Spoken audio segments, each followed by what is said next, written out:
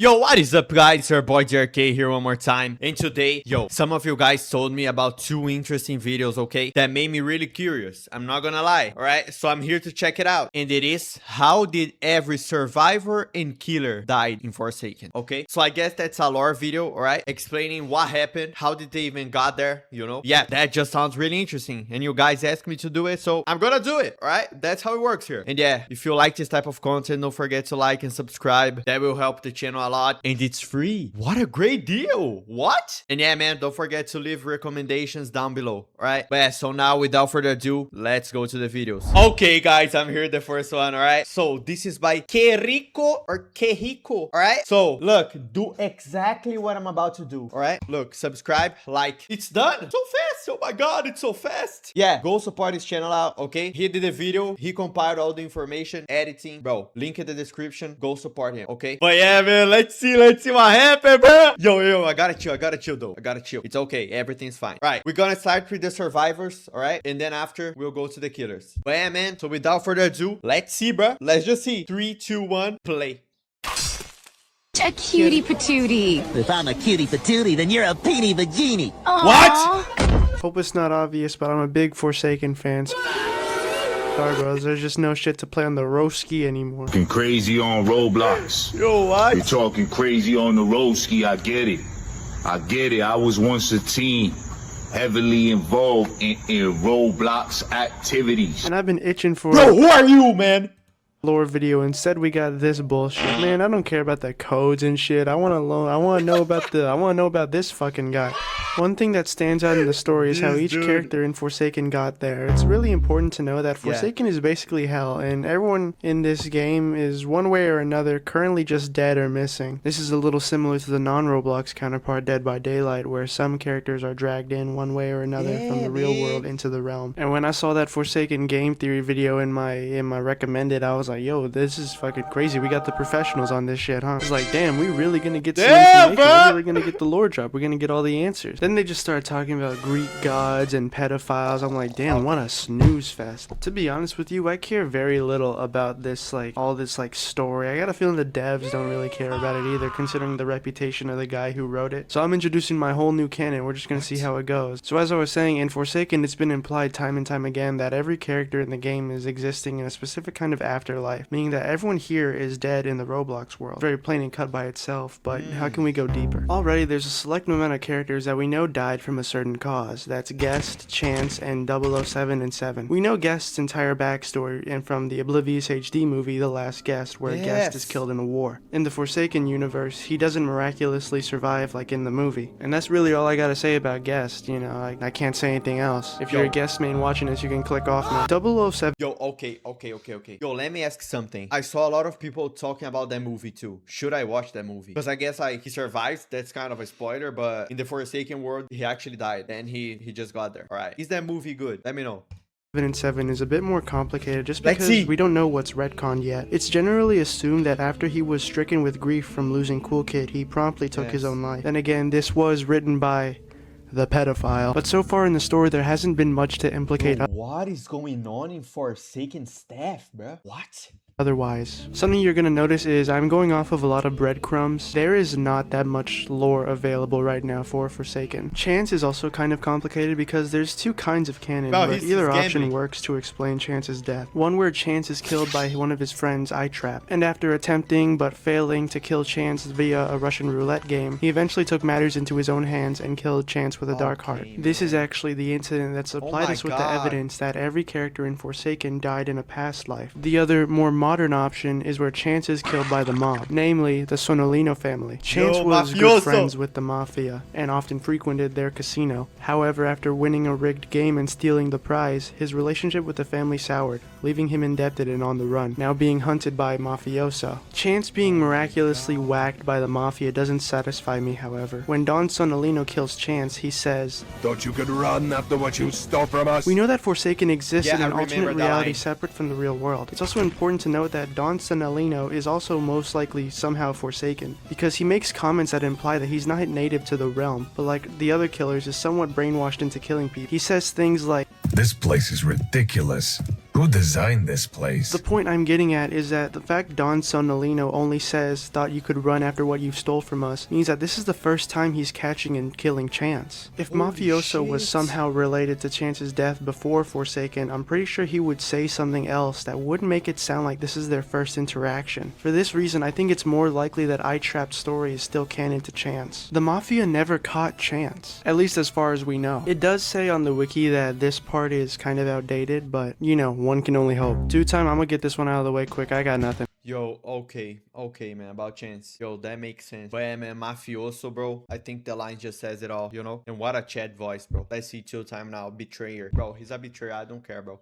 I have no clue. We know they killed their partner Azure to achieve a second life, and we also know that their spawn cult is a hoax, so they didn't actually get one. It would be easy to say that Azure killed them, but based on what? Azure never got revived, they just died and didn't come back, and the version of them in Forsaken is just some kind of manifestation. There is kind of a semi-answer to this in the skin Nightshade. In the story, Azure's favorite flowers are nightshades, which are the flowers seen growing on 2-time in this skin. Deadly nightshades are highly poisonous. This causes 2-time to die, and it's possible that this was the state 2-time was in before being Forsaken. We know this is related to the lore because this skin isn't just one you can buy off the shop. You need to reach level 100 to achieve it. It's still not confirmed if this is the true story, but it's very likely that that is so. Prior to being Forsaken, Taff was a demolitionist vigilante who served the Roblox admins. Post-editing me, I don't know why I said vigilante. This is going to become important later. At one point, demolitionists like themselves began to be hunted down by citizens of Robloxia after admins had been banning people unfairly, something that'll especially be relevant later. It's unknown if Taff was caught and killed by these people hunting demolitionists or simply starved to death within hiding. Either option seems viable. That's all there is to say about Taff, but the next few characters do get very complicated. Let's get into the Okay, yo, that was pretty basic though. Alright.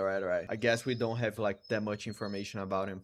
more complicated cases of Noob and Elliot. The key to solving their death relates to another killer in the game, Cool Kid, the manic adoptive son of 007 and 7. There's a chance that Cool Kid has a voice line that will play after killing a Noob. You're my favorite playmate. To describe Noob as a favorite playmate would imply that Cool Kid at the very least is familiar with Noob. There's a chance that this voice line isn't meant to imply anything about their past lives and that they've actually never met before being Forsaken. But as far as I know, this quote only plays when Cool Kid kills Noob. It could be that the reason Cool Kid says this is because throughout every trial in the Forsaken realm, Cool Kid has a canonical thing for killing Noob specifically, and because of that, Noob is Cool Kid's favorite playmate in every round. That being said, there is substantial evidence that they have met before Forsaken. We know Noob is, as described from their character description, a big snack person at heart. It only makes sense for them to be a frequent customer at the pizza place Elliot works at, and it only makes sense that for Cool Kid to recognize Noob and even call them his favorite playmate, Noob had to have been there for the destruction of the pizza place and is likely the Noob in this render. In a scrapped render for 007 and 7's milestones, we see Cool Kid with a sword piercing a Noob in the parking lot. So, is this the way Noob dies? Well, that was the case up until a while ago.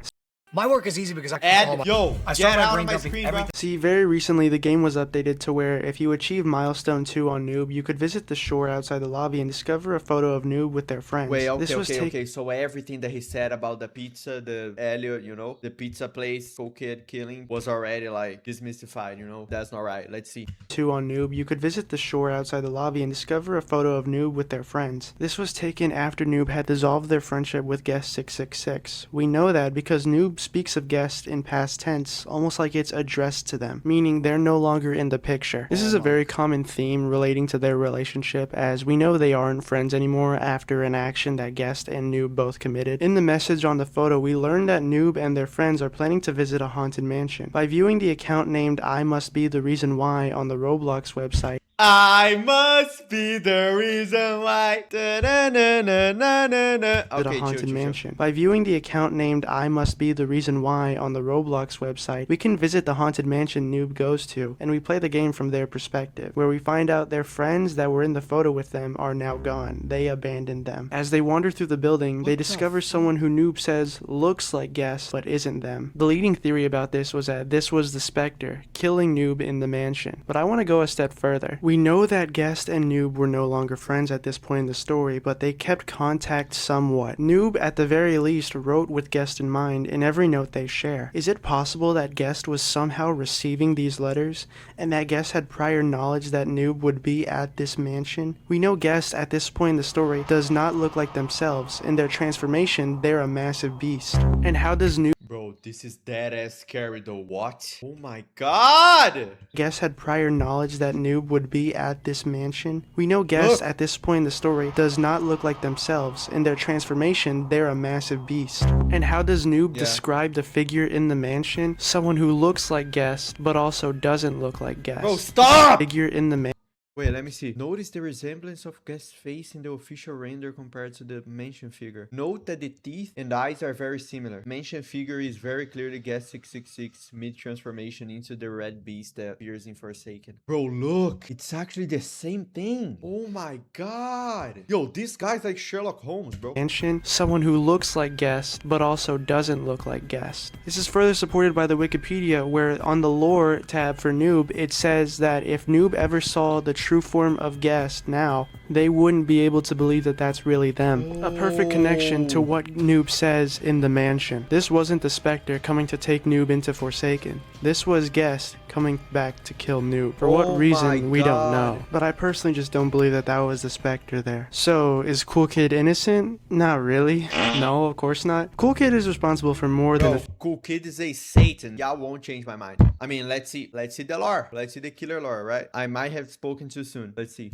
few deaths. In the Work at a Pizza Place map, on the list of orders, we see basically a kill count. Jordan and Sally, who were characters in on the list of orders, we see basically a kill count. Jordan and Sally, who were characters in Work at a Pizza Place and ran the dump, appear in the game as skins for Elliot, but they have unique voice lines. They recognize Elliot and recognize other people in the game, and it's clear this isn't Elliot wearing a costume. These are the real characters in Forsaken. So we can assume that these two characters were killed by Cool Kid. So that accounts for 2 of the 4 deaths that are marked on the wall. So who are the other 2? If you go to the dump in the game, there's a picture on the table. One of Elliot and his father and his sister. Minus Elliot, that's 2 other people. Could they also be dead? It's really hard to say because did Cool Kid kill his entire family and then him? Yo, Cool Kid, yo, he gotta go to prison, bro. He gotta go, man. Because I would imagine they would appear in Forsaken in some capacity. After all, if Jordan and Sally are dead and in Forsaken, shouldn't they also be in the game as well? I've been analyzing this map for a while, and I just can't find a way to account for the 4 dead people on this wall. Strangely, it's shown that Cool Kid also shows himself on this wall for some reason, as a drawing of himself is right next to the tally of dead people. And similarly, on the Employee of the Month portrait, we see Cool Kid's drawing again, but right behind it, you're just barely able to make out Elliot's uniform. You can even see Elliot's portrait X'd out with Cool Kid's drawing overlaying it. Is this somehow related to Cool Kid's drawing on the wall? If we keep this information in mind when we look back at the wall, that would account for 5 bodies. 2 of them being Jordan and Sally, and as for the other 3, well, I think you can see where I'm trying to get at. Already, we see an idea of Cool Kid's destructive capabilities. At this point, Cool Kid is doing this intentionally. From his milestone renders, we know that he believes that Robloxia is his to conquer.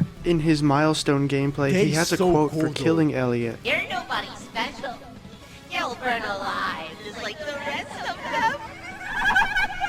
When he says this to Elliot, he says them as if other people that Elliot would know. At the very least, a group of people. We know at this point Cool Kid has killed a lot of people, but if we get more cerebral, I think this is referring to the people on that wall. And as we already confirmed, Elliot was among those people. So Elliot is killed by Cool Kid. And if there was any doubts, in a scrapped Milestone 4 render for 007 and 7, he is seen running away from a dark alley as Cool Kid is seen strangling Elliot in the shadows. This is canon.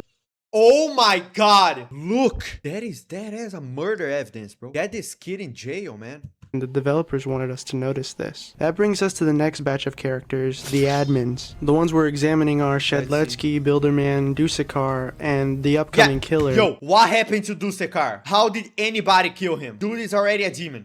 Mr. Doombringer. I want to say first and foremost that the admins, Shedletsky, Dusakar, and in the near future Doombringer, had their various ups and downs in their friendships. So much so that I personally doubt that any of them, apart from Shedletsky and Dusakar, are even actually friends. That may sound like a stretch considering how little we really know about these characters, because we don't have much to go off of besides artwork and small hints we get that give us a look into their canon personalities. The Forsaken developers are pretty straightforward when it comes to lore, if you can believe it, so there's a good chance these crumbs can steer us in the right direction. Let's look at what we know. In the lore, Shedletsky and Bilderman have a personal pact with each other to protect the other survivors. Strangely, their colleague Dusakar is left out of this, and it's not mentioned why. Whatever the case may be, Shedletsky still refers to Dusakar by their first name, Matt, and although Bilderman is friendly towards Dusakar with nicknames, it's clear there's a mutual bond between Shedletsky and Dusakar as well. So we know Bilderman and Dusakar aren't really friends, but Shedletsky is friends with both Bilderman and Dusakar. You can imagine Shedletsky as a friend, but Right, so the problem is between Dusakar and Bilderman. Alright, my goat Shedletsky stays like friends with everybody, you know? My goat, bro, Shedletsky, the goat, bro. With both Bilderman and Dusakar. You can imagine Shedletsky as a knot tying the admins together and keeping their bonds from strictly being business. In all of the artwork for the game, we see Shedletsky smiling and outgoing all the time. Meanwhile, Bilderman and Dusakar have a more neutral face. I like to imagine that there's a wedge between them in this scenario. Without Shedletsky, the admins don't really like each other as much as their partnership would imply. Already this is a stretch, but I wonder why that is. For starters, I think it's very possible that each of the admins are collectively hiding things from each other. Look no further than Shedletsky himself, who was already hiding his connection to 1x1x1x1 from everyone already. If a happy-go-lucky person like Shedletsky is hiding a big secret out of fear from being outcasted by his peers, what could that say about the admin's dynamic? I mean, neither Dusakar or Bilderman know about this connection that 1x has to Shedletsky, so even Shedletsky doesn't even trust them that much. With that in mind, let's move on to Doombringer. We know Doombringer is a killer in the next update, and in the lore we learn that he regards himself as the only stable admin among his peers and views everyone else as corrupt, further reinforcing the belief that not all the admins like each other. Bilderman is a focal point when it comes to Doombringer. Even though Shedletsky appears in photos alongside the two, it's clear that Bilderman's focus is Bro, look at this goofy ass Shedletsky, bro. Get this man out of there, bro.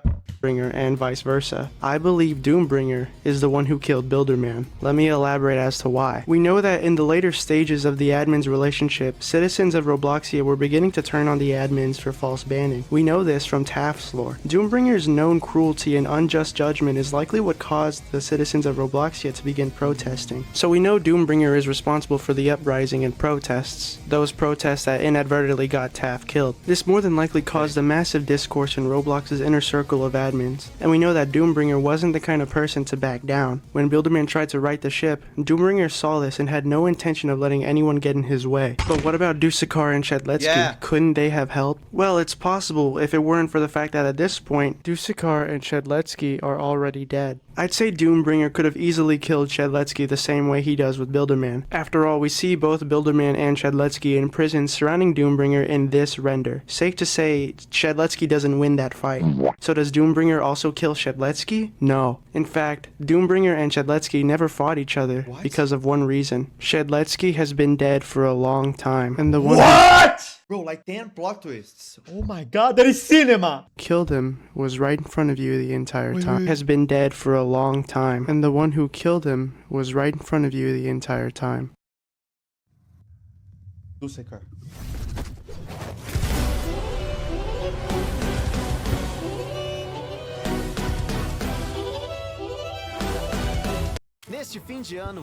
Oh my god, what is this ad? Oh my god, I gotta use an ad block.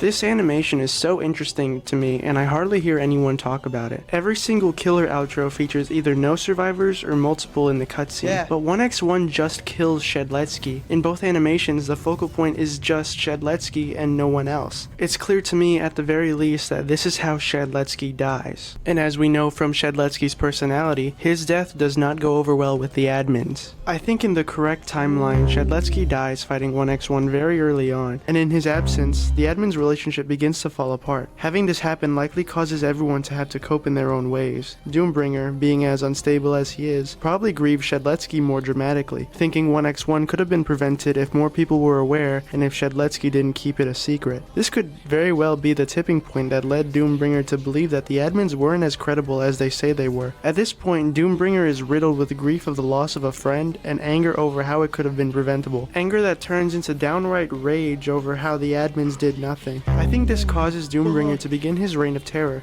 the same actions that caused the members of Robloxia to protest and what got Taft killed. This is a very big if, by the way, so just trust me, okay? I think that's when Builderman has to step in and attempt to keep the peace, and the situation goes as we would expect. But what about Dusik? Okay, wait.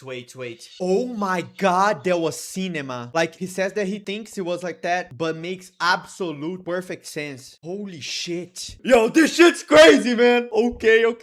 I like that. Yo, let's keep going. Let's see Dusekar. What? Oh my god, that is so good. All right, let's keep going. Something I came across earlier while writing this video was a big plot hole in my theory. If 1x1 gets killed by Shedletsky and Builderman gets killed by Doombringer, what happens to Dusekar? Yeah. In my original theory, I figured that Doombringer and Dusekar fought after the death of Builderman, and as we know from the information regarding Dusekar's power level before Forsaken, that fight really doesn't feather out well for Doombringer. And in my original theory, I had no clue how Dusekar could have been Forsaken. I was gonna go as far as to say that Dusekar had never died and was the only character manually added to Forsaken, but that didn't really satisfy me, so I dug deeper again, and what I found was pretty interesting. In Dusekar's milestone skins, which I completely forgot they had, by the way, I noticed that in milestone 2 and beyond, Dusekar had actually turned out to have been there when Shedletsky was killed, and it even goes deeper than that. Dusekar's milestone skins end up telling us a lot more than we could expect. Bro, Dusekar helped one by one kill Shedletsky, man. This guy's evil. I'm telling you, this guy's evil. It tells us the entire story of Shedletsky's death and confirms Telemon's existence. Proving that Telemon, the eldritch god connected to Shedletsky, was canon to Forsaken was really important to me, as I think that's how 1x1 was created. We know that Shedletsky transferred all his hatred and negative energy into 1x1, and with this information I'm led to believe that Shedletsky gave up his role as Telemon by abandoning those traits, essentially splitting that part off of him and locking it away. But as we see in these milestone skins, Shedletsky returns for his powers. But we return to a place, the place that will restore you to a former glory. This former glory being Telemon. Dusekar and Shedletsky return to the site of Sword Fight on the Heights, presumably to resurrect Telemon, but they are ambushed, and what occurred hit us steadfast. Afterwards, I was doomed and fated to meet the end of my story. The last milestone shows Dusekar harnessing the power of the Spawn to resurrect Shedletsky once and for all, but at the cost of their own life in return. Oh my god. But in the end, both of them are dead, and both of them are Forsaken. It wasn't just Shedletsky who dies in this scene. It's also Dusekar. Shedletsky is seen dying in the Ring of Fire, which coincides with Dusekar's milestone 3, where he can be seen watching from the bridge above. If you know the layout of Sword Fight on the Heights, you would know there's a bridge right above the Ring of Fire. Dusekar is in this cutscene, just off screen, watching the moment where 1x1 slaughters his best friend. Later, in milestone 4, Dusekar is seen performing the spell in the Ring of Fire, exactly where Shedletsky was killed. And this is where Dusekar dies as well. Meaning Doombringer and Builderman were the last admins remaining. Builderman, despite his flaws and subtly cruel nature. Bro, okay, yo, what? Bro, just give this a movie. Yo, the admin's lore is insane. What? Let's see Builderman. That has been hinted at before, truly did want the best for Roblox. In a way, Doombringer represented a more darker version of himself. An enforcer that saw the world the same way he did. Or so he thought. Shedletsky and Dusekar were more of like his backup, his first employees that would have easily overpowered Doombringer if it ever came down to it, and someone he trusted just as deeply, but as we saw before, everyone keeps secrets. And when John and Matt went down, the invisible leash Builderman kept around his monster had been snapped, and everything else was bound to happen. But that's about all I got for this theory video. I know this isn't my usual type of content, but I thought it was fun to make, and it definitely took a while. If you guys think I'm lying out on my ass, that's completely fine, but like, you know, I enjoyed this. And who knows, maybe I'm completely fucking right about everything. But other than that, I'm gonna play my intro now. Thanks, guys. Yo. go subscribe immediately. Go in the description, go subscribe to this guy. He cooked. Oh my god. Okay, yo, let me say something. I didn't know it was that deep. I did not know it was that deep. Oh my god, that was crazy. That was really good. Yeah, I liked every single one, but oh my god, the admin story makes actually perfect sense, you know? And Dusekar might not be as evil as I thought. He's actually a good guy. He doesn't look like one, but I'll trust you, okay? Y'all told me that Dusekar is a good guy. This guy told me he's a good guy, you know? He tried to get revenge for Shedletsky. All right, yo. I'll give him the benefit of the doubt, all right? Yeah, that was really good. That was a really good video, man. Yo, okay, it was deep. Yo, make a movie, man. All right, but now let's see how did every killer die. Okay, guys, so here is how did every killer die. This is by Kerrico again. So go subscribe to this guy. Cannot say that enough. First one was crazy. Let's see every single killer. Yo, cool kid, you have to be in prison. All right, I don't care. Oh, but he doesn't know what he's doing. I do not care. Let's see. 3, 2, 1, play.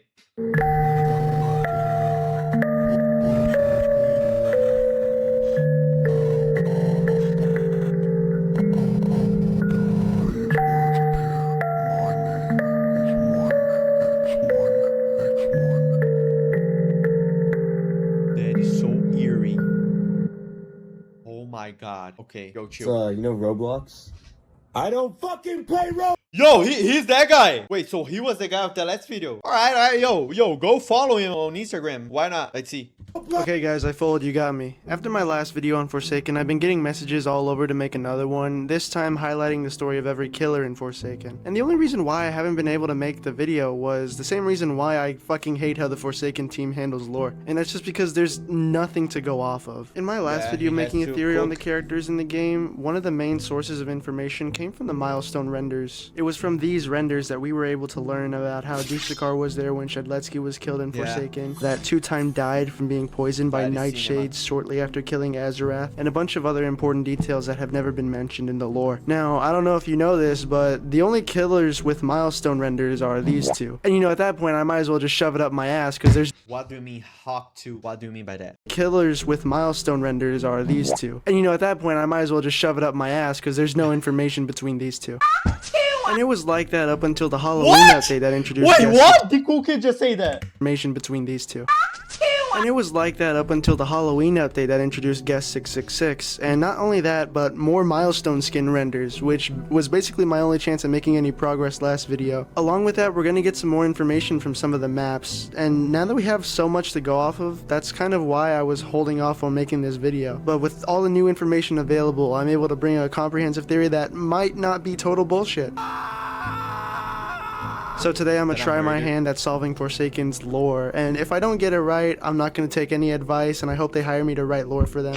Oh yeah, and off topic, but we got the map Beach House Roleplay added to Forsaken. I suggested this map to be added in my video a few months back, and it ended up being added. So now I know you guys watch my videos. I see you. In the last episode, the way I did it was I started with the characters whose deaths were very easy to explain, and as the video went on, it got more and more complicated to explain their deaths. But I was gonna do the same format this video, but I just totally forgot to do it while writing this video. So I also figured that having to explain a character's theoretical death is a lot more complicated, and I found that most killers were not intended to be killed before being in Forsaken. So this is more like a piecing together the circumstances that led them here, rather than saying this one got shot to death. But before we can get to that, I want to clear things up from my last video. In my last theory, I suggested that Elliot was killed by Cool Kid, and that the drawings of dead people on the wall in the work at a pizza place map are actually a kill count. In this part, I said that the 5 people were Jordan, Sally, Elliot, and his 2 family members, and someone suggested that the 2 extra people could also be Lulu and 007 and 7. In my last theory, I said that for some reason Cool Kid draws himself over pictures of Elliot, so that means that this drawing of Cool Kid is meant to represent Elliot. But with this new interpretation in mind, that would make Elliot one of the dead people on the tally, likely being this smiling one since Elliot's cheery expression is what he's most known for. And the 3 other faces are Jordan, Sally, and Lulu. 007 therefore being represented by Cool Kid's drawing makes way more sense, and given that each character appears in Forsaken in some way means that this theory is more accurate than mine in that video. With 007 and 7's lore potentially being rewritten and retconned, I think a direction that the developers should take with his story is confirming that Cool Kid had killed his own father, therefore meaning that 007 and 7 was killed by his own creation and that his sins in the past had finally caught up to him. Next, I just want Okay, guys, now there's no excuses anymore. Get Cool Kid out of my face now. Let's see Dusakar.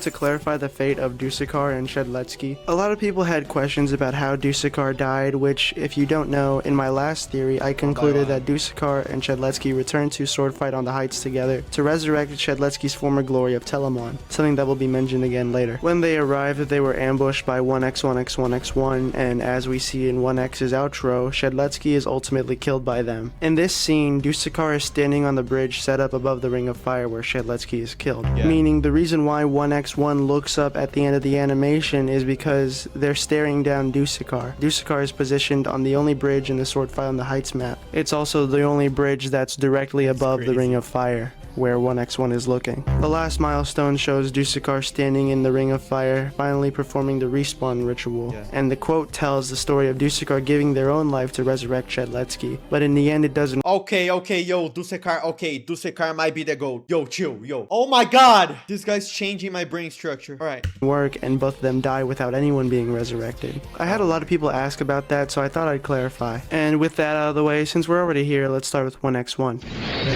Let's see. Yo. Okay, lock in. Rebirth of Telamon. 1x1 is a very straightforward character. Compared to everyone else, I don't have to do so much work, because honestly, I did this shit a month ago already. But let's look at the facts. We know at one point, Shedletsky was Telamon. This is the former glory that Dusakar refers to in their milestone skins. Telamon is an eldritch god that Shedletsky abandons early on before the events of Forsaken. It doesn't take much to understand that Telamon, canonically, is a fucking asshole. In the game, the canonical reason why Shedletsky can't use his sword multiple times frequently is because it disappears after one swing. Telamon, however, carries their sword throughout the entire round. It never disappears or goes away, they have it on them at all times. But the only reason why they can't swing freely is because Telamon is selfish and ignorant. When seeing their friends like Builderman and Dusakar be attacked by the killer, Telamon couldn't be bothered to use the sword for anyone other than themselves. While most characters have Yo, I'm sorry for pausing, but what is that skin? I remember this. This is the flowy skin. Oh my god, it looks scary as shit in game. Holy. killer, Telamon couldn't be bothered to use the sword for anyone other than themselves. While most characters have stern or frightened expressions during every round, Telamon grins constantly. He's so blinded by ignorance and selfishness that the only reason he even uses his sword at all is because he wants to live. The fact that Shedletsky in-game cannot share chicken is essentially a form of environmental storytelling, highlighting his gluttony as Telamon. If this sounds like just a headcanon to you, it's not. It's official Roblox lore, which, if you didn't know they had that, watch Bedsheet Ghosts' video. So, a mysterious guy with a sword who hates everyone and everything. Yeah, who does that sound like? Contrary to what the Forsaken developers would have you believe, Shedletsky did not create 1x1 just because he was bored. He did it to free himself from Telamon, something that wasn't just in his best interest, but his friends' interests also. As we see in all his renders and artwork, Shedletsky loves his friends way more than he loves Telamon, so he abandoned Telamon and locked the hatred and negativity away in Sword Fight in the Heights, a realm that canonically is almost impossible for normal people to access. Sword Fight on the Heights is a classic Roblox game everyone is familiar with, but in the canon of Forsaken, it's almost like a pocket dimension, and this is where 1x1 begins to take shape. For whatever reason, Shedletsky returns with Dusakar to restore some of Telamon's power, but when they go back, they don't find Telamon. Instead, Telamon... But like, were they trying like to bring him back to his normal state? Is that it? Because if Shedletsky like did that to him, why would he come back? You know, I guess he wasn't expecting him to be like that evil and that powerful. He tried to revert it, maybe. I don't know. Finds them, and the story plays out the same way. Shedletsky is ambushed and killed instantly, and Dusakar sees it happen. What happens here is kind of complicated. 1x stays in the Ring of Fire, almost like he's challenging Dusakar, staring directly at him. But in the next render that happens at the end of this interaction, Dusakar's in the Ring of Fire already resurrecting Shedletsky. So what the fuck happened in between these two scenes? Well, we know Did Dusakar solo one by one? No, because he died after. Wait, no. Dusakar is almost as strong as the Spectre, and power scaling him against 1x1 is basically free eats all game. In canon, Dusakar's plasma beam could vaporize anyone and anything with one zap. The only reason why Dusakar can't actually do that in the game is because most of his powers were stolen. And 1x1 is just kind of standing there aura farming. It's almost like he has no clue who Dusakar actually is, or at the very least underestimates him. Probably the reason why we don't see a fight happen, and the reason why Dusakar never seems to have a struggle with 1x1 is because he literally just killed him instantly. 1x does just not come out. Okay, if that's true, Dusakar's aura. Wait, oh my god. Wait, let me let him finish. out of this alive. Which is why when Dusukar shows up in the Ring of Fire in the last milestone, it's not some epic battle. He's just there to resurrect Shedletsky after he made quick work off of 1X. Since Dusukar is the last man standing at the end of this ambush, things don't feather out well for 1x1. So that's the way the cookie crumbles. 1x1 gets totally just torn to pieces by Dusukar immediately after. I think 1x1's new milestone renders alright. But how did he die though? How did Dusukar die? Alright, let's keep going. don't show them existing in a real world. Their body is gravely disfigured and distorted because they're a 4-dimensional object. They literally do not exist yet at the time of these milestone renders. I know the general opinion on these milestones is that they kind of look ugly, but like lore-wise it does make sense. It's only till milestone 4 when 1x1 actually exists in the same world as everyone else, and that's a very specific sword fight on the heights with a milestone 4 Shedletsky. And this throws a wrench into my original plans because now it matches with milestone 4 Shedletsky's render, and now that means there's a separate fight that Shedletsky wins, but Shedletsky never got to be at this point with the Illumina because he still died here wearing the milestone 2 skin. So which is it? I don't fucking know. I figured that since Shedletsky died early on, he never achieved this kind of power that was separate from Telamon. Milestone 4 Shedletsky is him canonically at his best, basically Telamon without his evil qualities. And that's why I think this is a figment of Shedletsky's imagination. This is what he wanted to happen, and what he had in mind when he went back with Dusukar. I currently have a friend in jail because he did some things I don't feel comfortable talking about, but this version of him wielding the Illumina is what he would have become if he survived his encounter with 1x1. He restored his former glory like he wanted to, but the only issue is that this never actually happened. This milestone skin is basically just a silly dream he has. Probably the milestone skin. Fight either happens in 1x1 mind or Shedletsky's mind, but milestone 4 Shedletsky never actually exists. He never harnesses Illumina because he dies before he can reclaim any power. Yeah, that makes sense.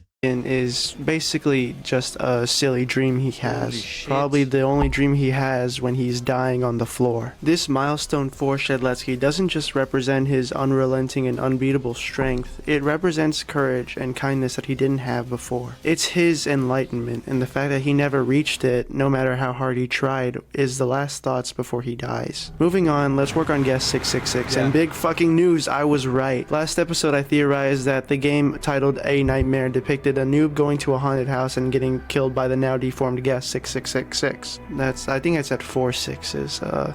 A lot of you said, no Rico, you're fucking stupid. That's the Spectre disguised as guest, because it says that noob thought the figure he saw in the mansion was familiar, but also different. So that means it wasn't actually guest, it just looked like them. And I was like, actually no, you're fucking stupid, because we know that at this point guest and 666 were no longer friends. Yo, whoever said that, he cooked your ass. Yo, you got cooked, I'm sorry, buddy. And when they stopped being friends is when guest began to transform. So what I'm saying is that at this point, guest didn't look like this, they looked like this. Oh no, again. Not again. And I got another fucking ad. I swear on my life, I'm about to buy YouTube Premium, man. Look, why even is this shit?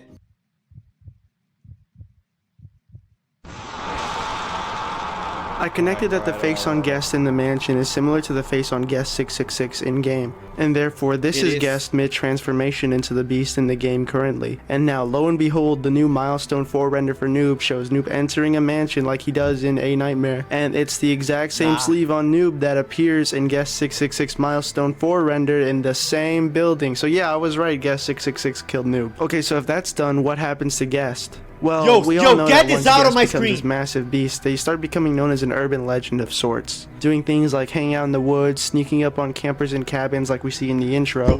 Yo, that intro is scary as shit, man. Imagine you're chilling and then that guy on your window. Hell no, bro. Eventually, this has to have been enough of a problem for Roblox HQ to get wind of it. Mainly Builderman, because depending on when this happens, he may or may not be the last admin currently living. Watch the other video if you want to know what I'm talking about. Probably the one thing that has remained canon and will potentially continue to remain canon is that Builderman was the one who banned guest 666. It's unknown if there was some insane face-off or it was a combined effort with the other admins, but Builderman had been there and was the one who was victorious. Or if you want to get really silly, the guest 666 update added a new skin for Chance called Big Game Hunter, which introduces an entirely new character named Lance, who's Chance's twin brother who is obsessed with hunting. This is more just a long shot.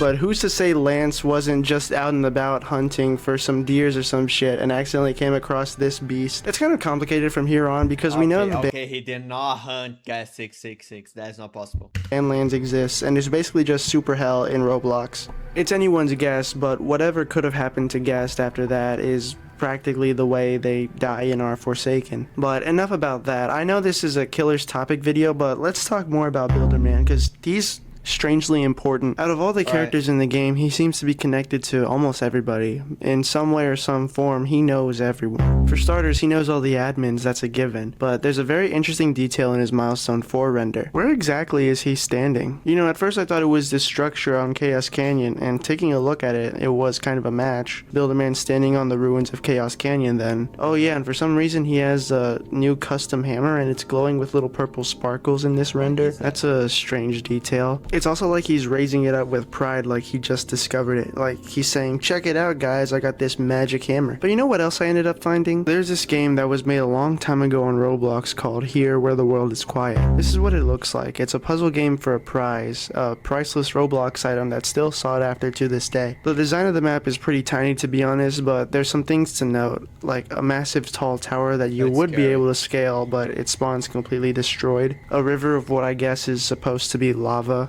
And strangely, a small structure in the corner of the map. A temple. Huh. It looks like the Chaos Canyon one, kind of. Approaching the main doors prompts a message queue. Dead dreams of days forsaken. Whatever that means. I never finished the game, and at first it didn't actually remind me of anything. But when I was playing on the map Tempest, I noticed something. There's a lot of fucking thunder. As of the Guest 666 update, the map was actually updated so loud bursts of lightning and thunder would constantly play, and that's when it started to connect for me. The river with a dangerous substance. Yeah, I was about to say, man, that looked like a Forsaken map. That one, bro. Yeah, what? Wait, so the temple is actually that? The Forsaken map? The discolored and dried trees, and that constant lightning and thunder.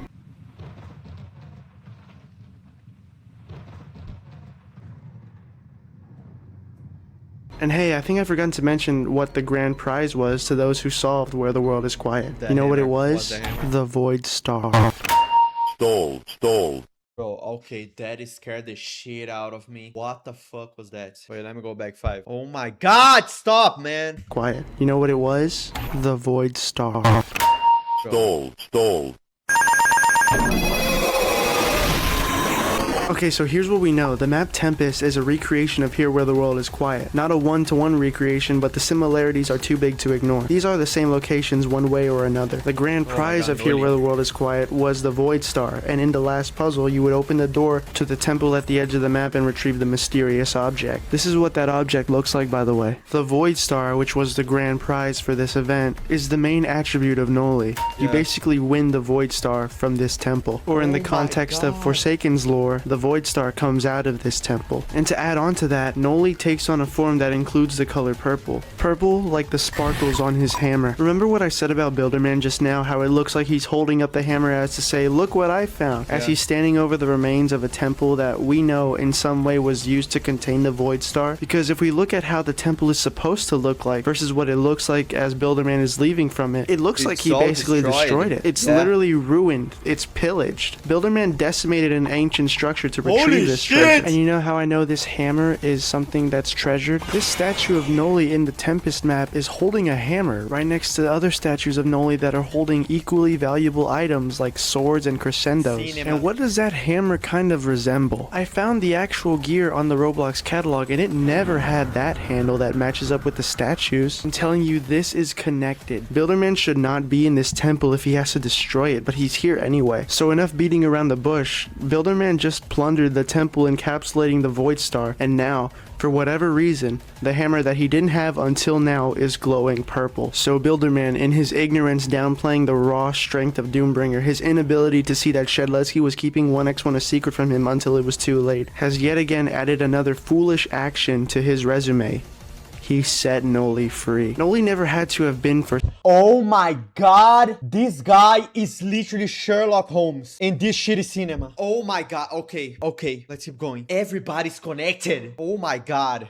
Forsaken. He's a willing participant in the games. He doesn't need to die to be in Forsaken. He probably just showed up once Builderman freed him. The map Tempest is Noli's interpretation of the world he once lived in. There's statues of him, his face, his colors all over the place. We know this isn't actually what the world looks like, but of course, because of his ego, it's what he wants it to be. Noli is extremely narcissistic with the main desire to be famous and popular. Remember those really strange, ominous messages that the Forsaken devs posted when he was about to be released? Yeah, that has significance now. Builderman probably has no clue at all that he's the reason why Noli is just set free. With all the evidence connecting these two worlds, it only starts making more and more sense where this hammer is actually from and why it's glowing purple. If you think this is an insane reach, it is, but do you have a better idea on it? I didn't fucking think so. It's not a perfect How is that a reach? For me, it made perfect sense. Is that a reach? Do you guys have any other theories? For me, it made perfect sense. Don't get it. theory, but I do think there's a connection here. So are we at least done with Builderman now? No. I think the extreme misfortune of making these videos is that even when there is material to use, there's actually not any material to use. I'm relying on breadcrumbs to stay afloat. And that's going to be the case again with John Doe. John Doe is an interesting character. He wasn't lied to about what Forsaken is and is inherently evil. Only reason why he does the things he does is because he's got that super cancer thing growing on him. This corruption he has is basically the reason why he is the way he is. Every movement he makes and every time he attacks someone, he's basically a prisoner in his own body. And whatever it is, it's so sentient too. It talks for him. Look, you can see that on the wall in Haunted Hotel or whatever it's called. It's not like a Venom thing where he's poisoned. It's more of like a digital thing. It has little ones and zeros on it. So it's some kind of code. As always, John Doe's milestones are going to be the key to piece together his story once again. And it's pretty straightforward. Wait, okay, so he's not actually evil. This thing is making him evil. Displaying the progression of John Doe's disease from the perspective of his wife and upcoming survivor, Jane Doe. The first render is him opening the door into presumably his home or his property. On the floor there's a broken picture of him and his wife, and the quote is taken directly from Jane. I couldn't help but notice John is wearing work clothes and stuff he didn't have on before. And the way this picture is taken, it's like he's coming home from work freshly infected with this corruption. Jane talks a lot about John Doe, talking about how this infection changed him, and this is the same deal up until level 4, where it doesn't come from Jane anymore. It just says, a suit worn at funerals and celebrations. So that's what John's wearing in this render then. Whose funeral is John Doe at though? The second render of John Doe shows him standing over someone with a pale arm the same color as his skin, holding a picture of him and Jane Doe.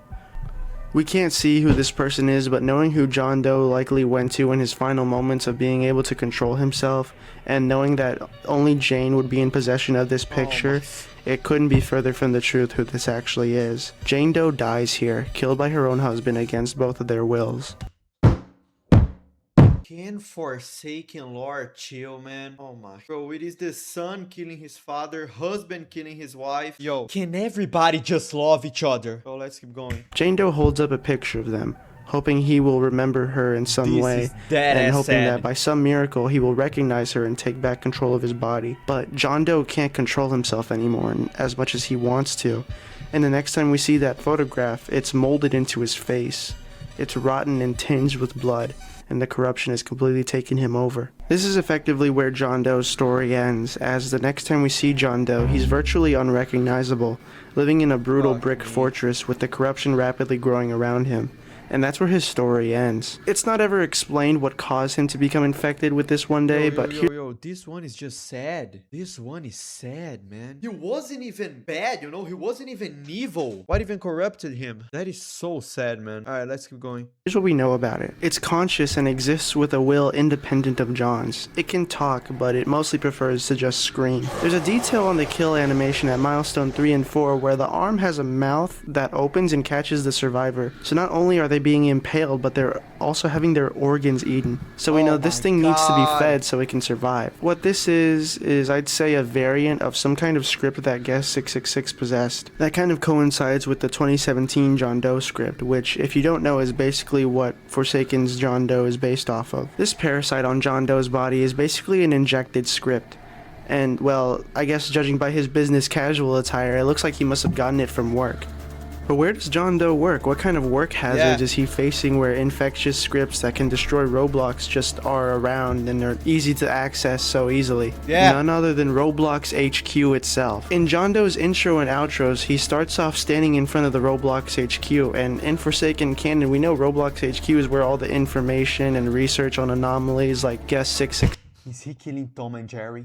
And we know Roblox HQ is where all the information and research on anomalies like Guest 666 and Slasher is stored and maintained. And like in real life, sometimes these vulnerabilities get out and have disastrous consequences. So is it far-fetched to say that John Doe was a Roblox employee accidentally infected with this virus? The actual John Doe account was a test account made by Roblox employees, and we already know from Cool Kid that Forsaken lore adapts alternate accounts into certain dynamics. In this context, it would make the real John Doe account, which is an alt of Eric Castle, translate seamlessly into a Roblox employee. Even if John didn't contract this virus from Roblox HQ directly, it's clear this is where the corruption began. What significance Builderman has to this is not yet known, and there's not enough information to draw a concrete answer. But considering what we have found out about Builderman all across these two videos, I wouldn't be surprised if John Doe's corruption turned out to be another one of his disasters. I'm gonna take this little Yo, Builderman.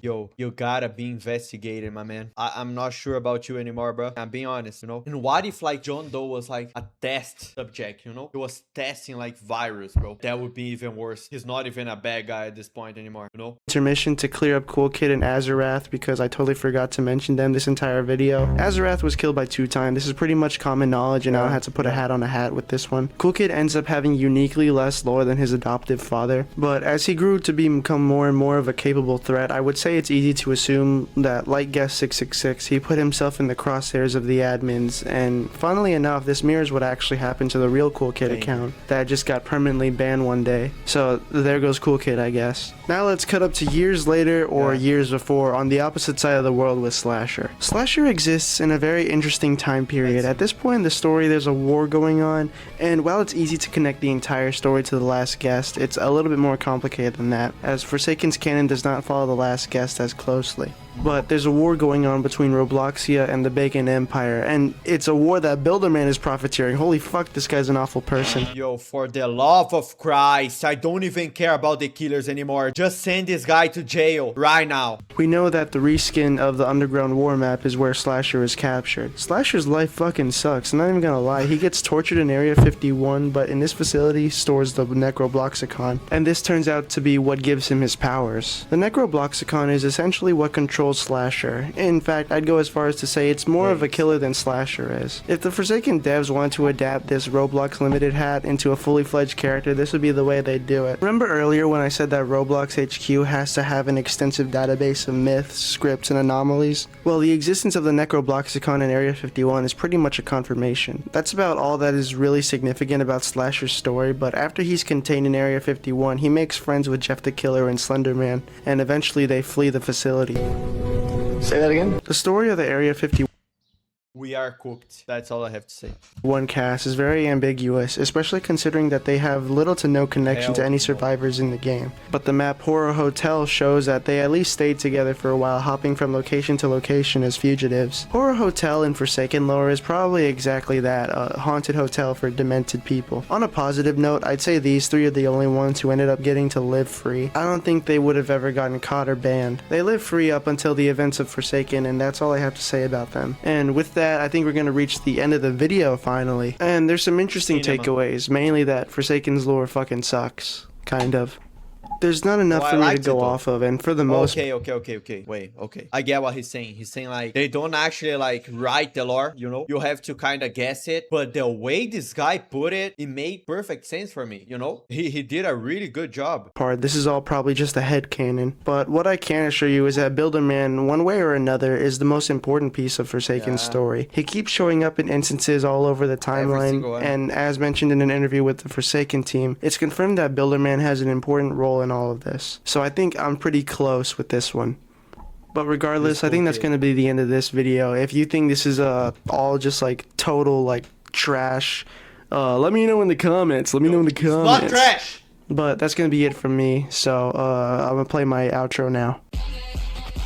Go subscribe Yo, go subscribe to Querico right now. Get out of this video. Don't even subscribe to me. Go subscribe to him. Oh my god, 2 cinemas. I really like that. That was really good. That was really good. But yeah, man, yo, the Killers lore, it was actually crazy too, you know? Both Survivors and Killers. Yo, Survivors, I really liked the John Doe story. That is just sad, man, but it's really cool, you know? Cool Kid is kind of interesting too. Yo, all that Noli stuff, you know? The Void Star and all. That was crazy too. And Builderman, bro. Yo, Builderman is kind of sus, you know? I guess he's a good guy, but like he fucked up a lot. And yeah, 1x1 story too. Yo, that cinema. Yeah, man, of course. Let me know your favorite lore of this video, okay? And let me know if you guys think differently, you know? If you guys have any other theories about the lore. Yeah, man. But now let's go to the ending. All right, guys. So this was how every survivor and killer died. Cinema. Go subscribe to Querico. Yo, he cooked, you know? Link in the description. And of course, if you like this type of content, don't forget to like and subscribe. Give me more recommendations, right? I need more stuff to watch, you know? Yo, I ain't stopping, man. I'll probably get to like new stuff probably this or next week. Yeah, big stuff coming, man. So be sure to subscribe. But yeah, man, that is Vinzerk. Thank you guys so much for watching till now. See you guys next time. Goodbye.